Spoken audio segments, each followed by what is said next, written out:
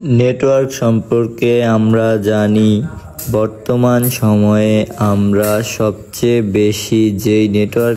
আরে ওই তুই ফল কাম করতে আইছিস কি লাগা? আরে কন্ট্রাক্টর সাহেব, আমি যদি কাজ না করি আমার পড়ালেখার খরচ দিব কে?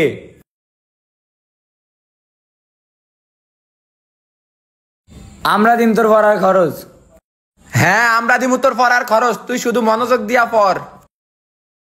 এই লো আমার তরফ থেকে। হ্যাঁ আমরা সবাই দেবো তোর পড়ার খরচা।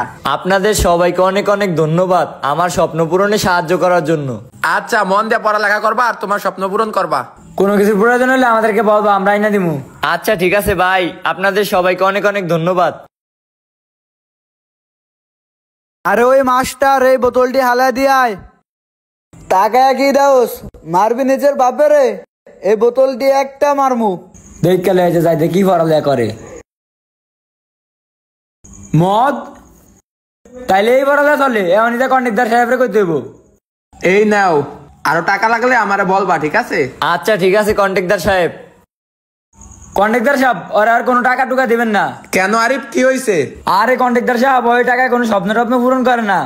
ওই টাকা দিয়ে ফুর্তি করে, মদ খায়, গাঁজা খায়, ইয়াবা খায়। আরে আরিফ না, হয় কখনো এরকম করতে পারে না। হয় একজন ইমানদার ব্যক্তি, হয় ওই টাকায় শুধু আর স্বপ্নই পূরণ করবে। আরে কন্ট্রাক্টর সাহেব, আপনার বিষয় হইতেছে না, তাহলে আমি অনলাইন লওয়া নাম্বার দেখাইতাছি। আচ্ছা ঠিক আছে, চলো।